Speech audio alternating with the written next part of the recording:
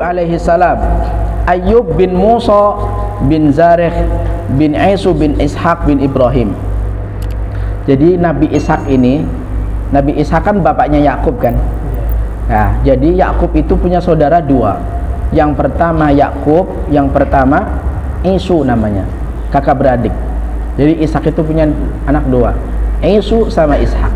Dari Isu punya anak keturunan, dia jadi nabi, namanya Nabi Ayyub alaihi salam.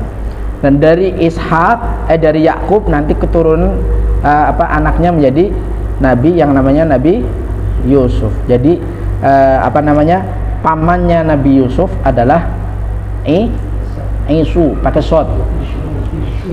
Isu. Itu pamannya, ya kan? Isu. Sama Ayyub yulad bisyam. Yulad bisyam. Nah, ini yang terkenal dari Nabi Ayyub apa? Yang terkenal Nabi Ayyub apa? Penyakitnya kan? Al-Kisah itu bahwa Nabi Ayyub alaihissalam itu orangnya kaya, Pak. Ini banyak sekali pelajaran yang kita ambil dari Nabi Yusuf. Nanti kita setelah cerita. Nabi Ayyub itu orangnya kaya.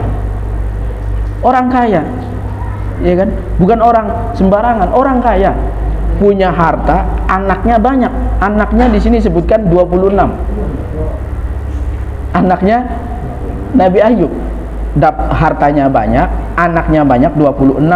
Punya karangan, punya sawah, punya kebun, pokoknya punya segala-galanya. Itu Nabi Ayyub. Ajib, pokoknya. Ajib. Dan mereka kayanya itu bukan hanya sebentar. Kayanya itu nggak tanggung-tanggung, berpuluh-puluh tahun. Kaya, coba bayangkan. Nah, tapi kan Nabi juga ada yang kaya ternyata. Nabi siapa? Nabi Ayyub. Ini lagi cerita Nabi Ayyub. Nabi Ayyub. Ya kan? Ya. Anaknya berapa? 26. Punya kebun, punya segala-galanya lah Nabi Ayyub. Tapi ternyata Allah uji itu. Apa yang dia miliki dari hartanya. Pertama apa? Pertama yang diuji oleh Allah Subhanahu wa taala itu anak 26 mati semua. Meninggal semua, 26 mati. Coba ya, ada yang mati satu nangis. Ya, kalau nggak nangis berarti diragukan kebapaannya.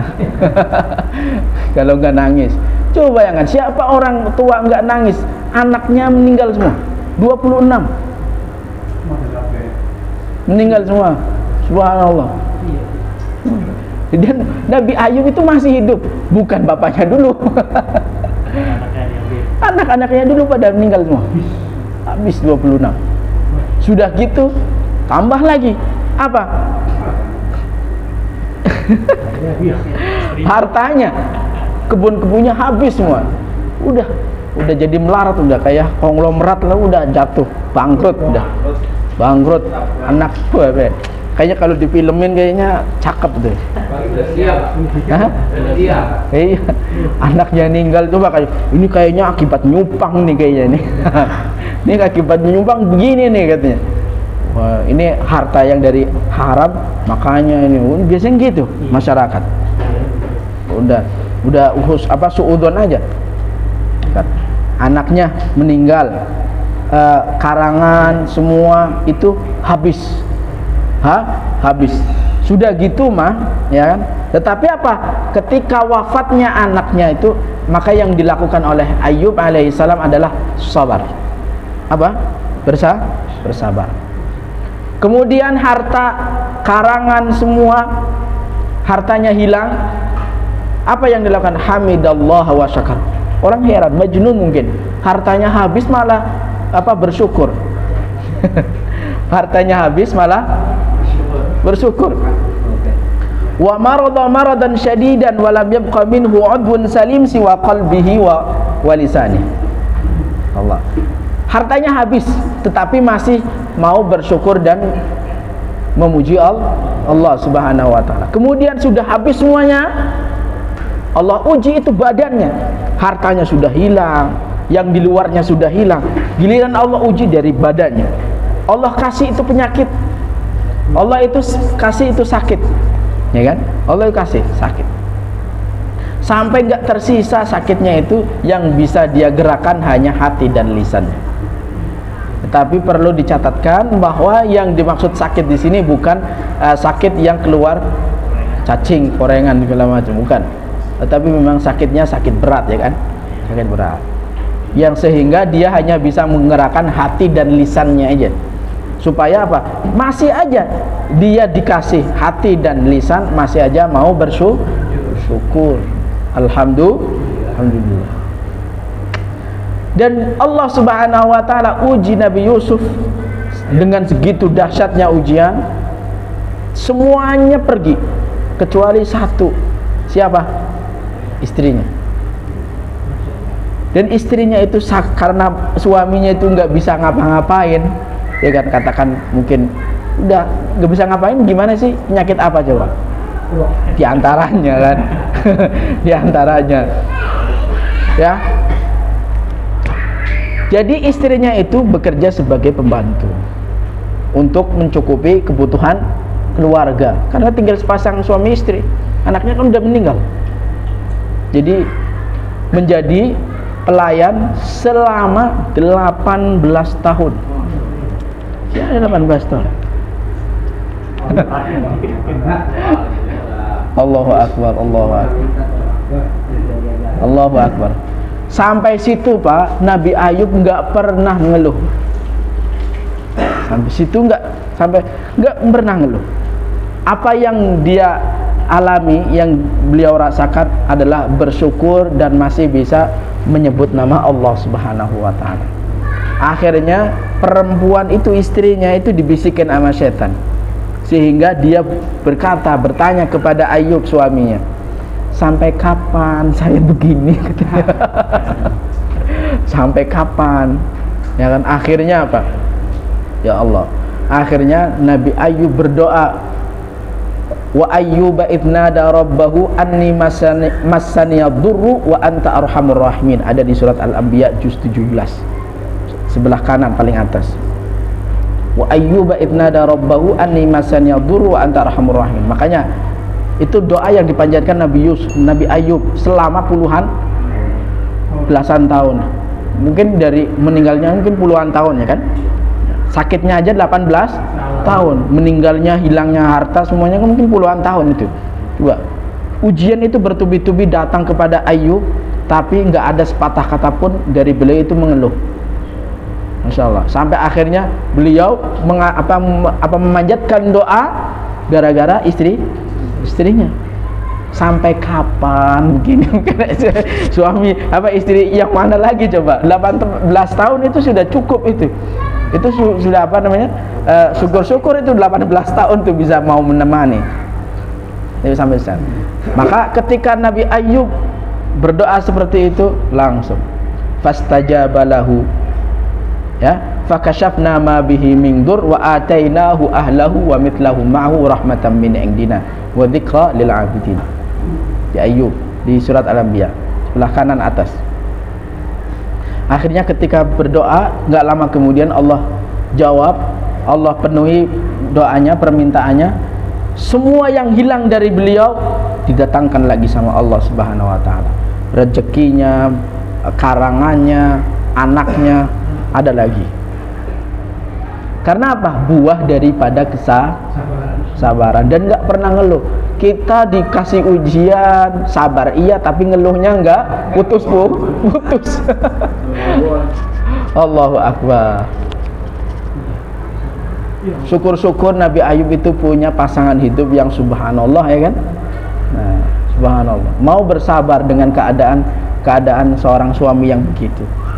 Kalau sekarang mungkin gara-gara PPKM aja kita cerai. PPKM minta cerai, padahal sehat, ya kan? Ini 18 tahun sakit nggak bisa ngapa-ngapain, bahkan rela menjadi pelayan. Allahu Akbar. Maka dengan apapun keadaannya sekarang kita, yang perlu kita lakukan adalah bersyukur. Udah. Udah bisa. Allah. Ada pepatah orang di dalam Al-Qur'an ada juga dikatakan.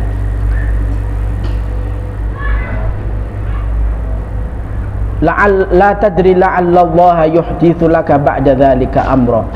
Kalian itu nggak bakalan tahu apa yang Allah akan persiapkan setelah itu gitu. Kita nggak tahu, besok aja nggak tahu, maka berhusnudzon lah. Itu satu ayat. Di ayat yang lain Allah berfirman, inna ma'al usri yusra. Saya ja'alullahu ba'da usrin yusra. Satu ayat yang sama yang tadi. Allah akan buat untuk kita semuanya setelah kesulitan adalah kamu yakin itu. Apapun masalah yang Bapak alami sekarang, asalkan Bapak yakin, iktikad, saya ja'alullahu ba'da usrin yusra. Karena inna ma'al usri yusra. Insyaallah. Insyaallah. Kalau kita mau padakan sama Ayub, seolah-olah kita itu hamba yang nggak ada bersyukurnya, Pak. Nggak ada bersyukurnya, Pak. Makanya adanya kisah-kisah Nabi supaya kita bisa mengambil ibrah, ambil pelajaran. Allah. Nabi Ayub wafat di Damaskus. Di mana? Di Damaskus pada usia 93 tahun. Nabi Yusuf 110 tahun. Nabi Ayub 93 tahun. Allah. Dan yang terakhir adalah Syuaib. Nanti minggu depan adalah Harun dan Musa. Karena apa? Tadinya mau Harun karena dikit ya. Nah, tapi melihat Harun sama Musa itu kakak beradik, ceritanya itu nyambung, ya kan? Nah, kalau dipisah-pisah nanti nggak nyambung, maka kita besokin lagi ya. Tapi kita bahas di Syuaib supaya nanti minggu depan nggak kepanjangan. Syuaib bin Mikail bin Yasyun bin Madyan bin Ibrahim, anaknya Ibrahim, masih keturunannya Nabi Ibrahim. Nabi Syuaib adalah nabi dari bangsa Arab.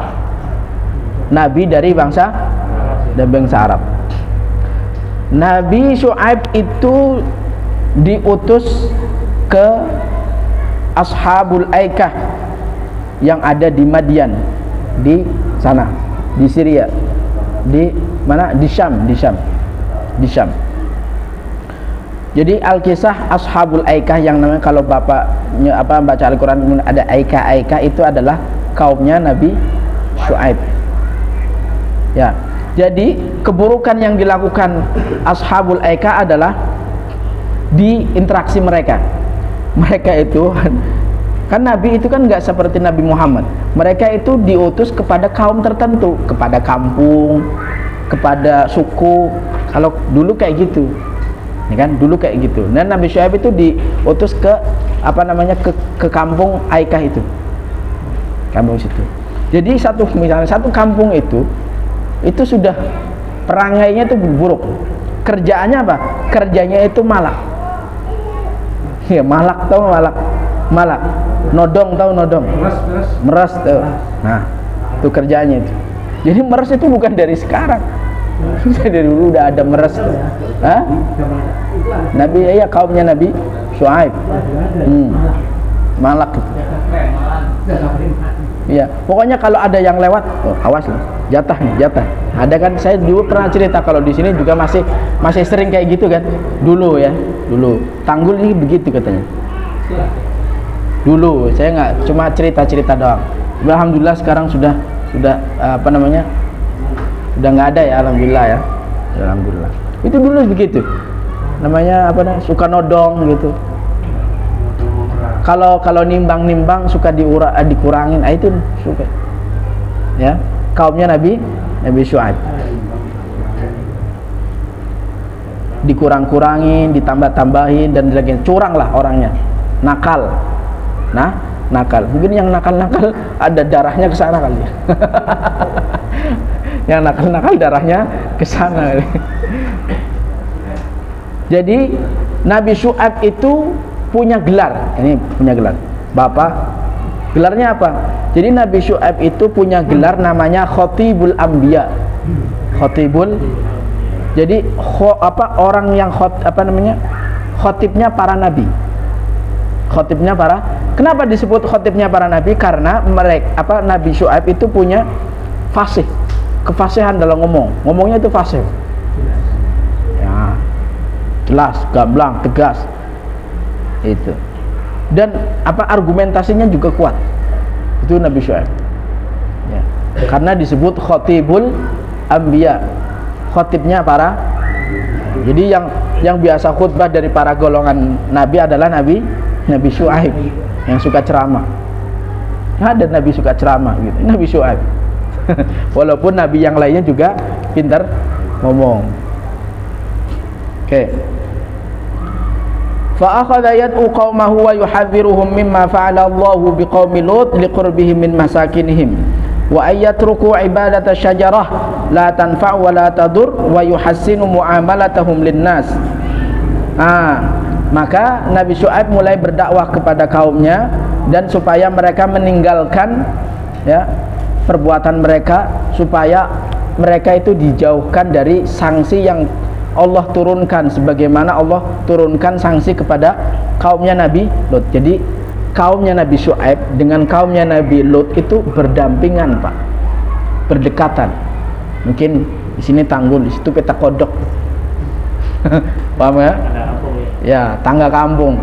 Ini berdekatan. Jadi salah satu strateginya Syu'aib itu kayak gitu. Tolong jauhin supaya kita terbebas dari sanksi seperti sebagaimana kaumnya Nabi Lut.